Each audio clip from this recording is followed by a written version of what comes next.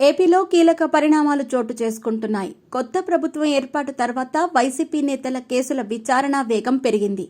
YCP అధికారంలో ఉన్న సమయంలో నమోదైన కేసుల్లో ఇప్పుడు నాడు కీలకంగా వ్యవహరించిన నేతలను విచారిస్తున్నారు. ఇప్పటికే జోగి రమేష్ కుమారుడు అరెస్ట్ అయ్యారు.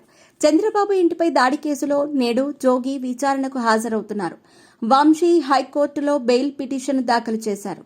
దీంతో నెక్స్ట్ అరెస్ట్ ఎవరు, లిస్టులో ఉన్నదెవరు అనేది ఆసక్తికరంగా మారింది. వైసీపీ ముఖ్య నేతలకు కేసుల ఉచ్చు బిగుస్తోంది. మాజీ మంత్రి జోగి రమేష్ నేడు పోలీసుల ఎదుట విచారణకు హాజరు కానున్నారు. చంద్రబాబు నాయుడు ఇంటి మీదకు దాడికి దిగిన కేసులో పోలీసులు జోగి రమేష్కు నిన్నే నోటీసులు ఇచ్చారు. నిన్న సాయంత్రమే ఆయన విచారణకు హాజరు కావాల్సి ఉన్నప్పటికీ కుమారుడు రాజీవ్ అరెస్టు కావడంతో ఈరోజు విచారణకు హాజరవుతారని తెలిపారు. విచారణకు వచ్చేటప్పుడు 2022లో వినియోగించిన మొబైల్ ఫోన్ని తీసుకురావాలని పోలీసులు కోరారు. జోగి రమేష్ అన్ని వివరాలతో నేడు పోలీసుల ఎదుటకు విచారణకు హాజరు కానుండటంతో ఉత్కంఠ నెలకొంది.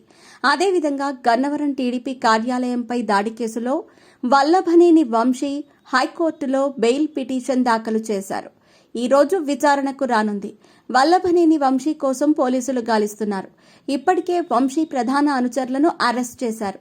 అటు గుడివాడ మాజీ ఎమ్మెల్యే కొడాలి నానిపైన పలు కేసులున్నాయి. కొన్నింటిలో నాని కోర్టు ద్వారా ముందస్తు బెయిల్ తెచ్చుకున్నారు. ఇతర నేతలపైన కేసుల్లోనూ విచారణ ముమ్మరమయ్యింది.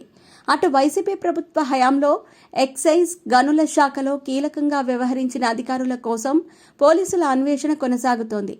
ఇప్పుడు వరుసగా కేసులతో కృష్ణా జిల్లాకు చెందిన మరో నేత త్వరలోనే అరెస్ట్ అవుతారని ప్రచారం జరుగుతుంది. అటు టిడ్కో ఇళ్లతో పాటుగా జగనన్న కాలనీల్లో జరిగిన అక్రమాలపైన విజిలెన్స్ విచారణ ప్రారంభమైంది.